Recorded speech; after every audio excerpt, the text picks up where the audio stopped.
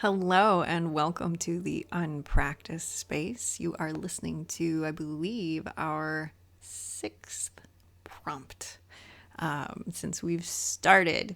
So, episode number 6, they're prompts. I like to try and keep them short. Last week was not short, but today seems more promising. So, hang in there.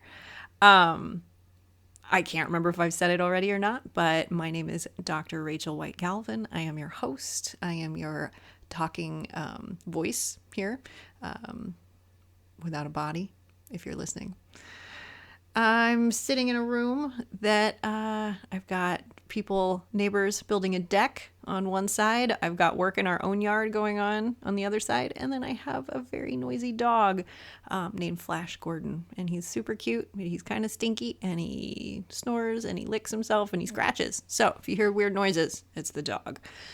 He also just really loves to be a part of meetings and any kind of 21st century work. So I can't get rid of him, and I love him too much. So today we are talking about tension. This month is devoted to posture.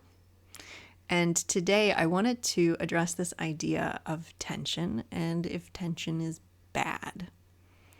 Because tension gets a bad rap. It's become a scapegoat in the realm of instrument technique, wellness, yada yada. And it's coming to signify just about anything that kind of feels icky in our bodies. Oh, it's tight. And anything that feels counterproductive to our playing. But there are nuances when we talk about tension that many music instrument teachers don't quite understand. And so we get this kind of watered down thinking about tension that's just tension bad.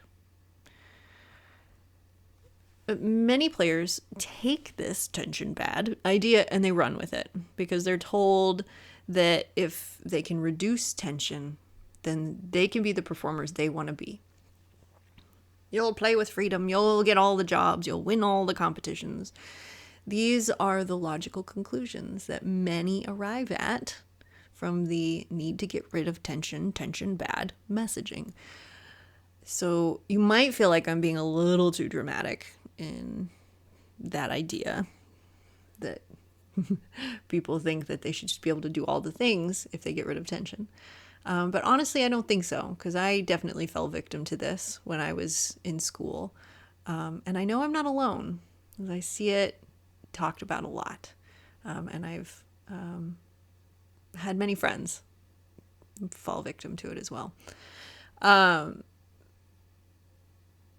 So I'm sure some people might be annoyed with me so far, and that's okay. Because I will concede that chronic tension can be a problem for a lot of people. So let's rewind for a moment and just talk briefly about muscles. Don't worry, we're not going to get too in the weeds here. But I just want to talk about the definition of a strong muscle. A strong muscle is one that can go from its longest position to its shortest position.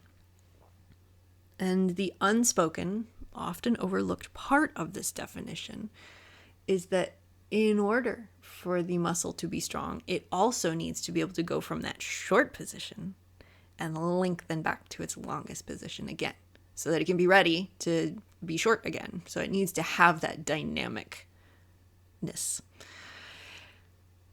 Muscles that are chronically pulled tight are not strong, just as muscles that are chronically lengthened are not strong. What makes the muscle strong is its ability to move. And I like to think of this like dynamics in music. So you can't have a convincing forte without a respective piano. They work together to create the dynamics, right? If your piano is too loud, you have no room to go to create forte. And just as if your forte is too soft, you have no more room to create piano. So hopefully that makes sense. The most common ways that musicians try and combat their chronic tensions is by stretching and or strengthening. This conventional wisdom is rampant in our industry, and you hear this advice all over the place. And this advice is based on the understanding that chronic tension is a muscle issue. And unfortunately, that gets kind of just lumped into a lot of posture talk. And you can listen to my last episode for my rant on good posture. But I want to offer some alternative thinking. If we zoom out on this problem of chronic tension, we have to acknowledge that while muscles are at the forefront, the issue isn't always in your tissue. Fun rhyme there, right? Because the muscles, your muscles, are controlled by your brain.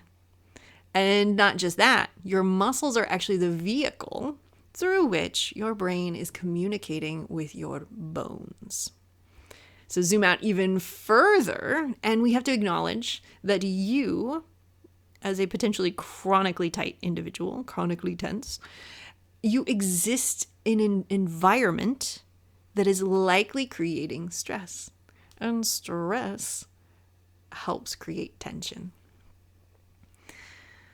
So let's talk about these things just a little bit, and these ends of the movement system and how they can change your understanding of chronic tension. So first, your brain. Your brain wants to keep you safe, and it wants you to do what you want to do. But first and foremost, it wants to keep you safe. So when we try and stretch our chronically tight muscles, we oftentimes engage a stretch reflex, which your brain, in all its wisdom, wants to protect your muscle. So it responds to vigorous stretching by tightening your muscle down further. So if you've ever felt or had the experience of feeling tighter after you stretch, this is the phenomena that you're experiencing. Now, I'm not saying stretching is bad. There's definitely a time and a place for it, but you have to do it in a way that takes time and it takes a lot of patience. So then let's talk about your bones. So if you listened to last week's episode, no worries if you didn't, you learned, or maybe you already knew, that your skeletal system has developed over many millennia to handle much of the stresses of gravity. We often overlook bones as being important. But if you're troubled by chronic tension, finding ways to better channel gravity through your bones can help immensely. So the best kind of illustration I can give you here is to try holding a weight. Doesn't have to be heavy. Try holding a weight out in front of you. And if you're holding that weight straight out in front, you are using purely muscles to do this task. And it gets difficult pretty fast. And you can try and muscle through it. That's fine. You don't have to. All I want you to do is get a sense of it's heavy. So even if it's just 2 pounds, you could use a can of beans or whatever if you need a weight. Hold that can of beans out in front of you. It gets, you can feel that it's heavy. Now, if you change your position so that weight, your can of beans, whatever, is overhead, and the bones of your arm, you can line them up in such a way that it makes the task feel easier. Now, the weight might still get heavy over time, likely will. Nobody really wants to spend that much time holding a weight over their head. But you can sustain the task for longer because your bones are helping to channel the stresses of gravity. So your muscles aren't having to work as hard when your bones are in alignment, let's say. So then the third of these, your environment.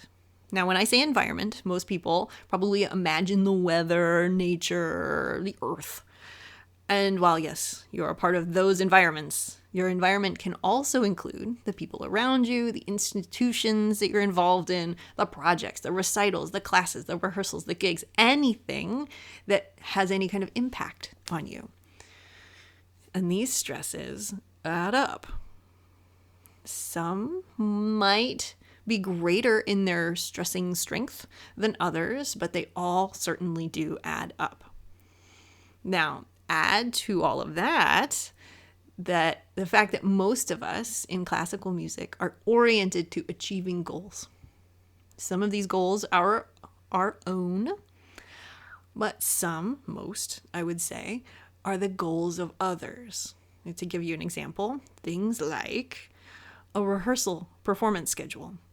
So you need to have certain music prepared by a certain date, for which then you will attend a set number of rehearsals that are a set time. You don't get to determine what's going to be played in those rehearsals, what's going to be worked on, how long you're going to be there. You're just committing to it, right? And then those rehearsals add up, however many rehearsals it is, they add up to a concert at the end. And you don't control the length of that concert. You don't control the spacing of time of that concert. You don't control what's being played or in what order, any of those kinds of things. And you don't even control like where the concert happens. Is it outside? Is it in the middle of a rainstorm at the Olympics? I don't know.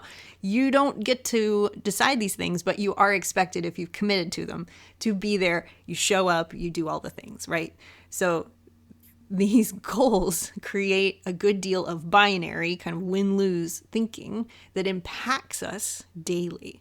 Like when we're working to accomplish goals, it's very easy to lose sight of the nuance and just be fixated on, I got to get this done because I committed to it.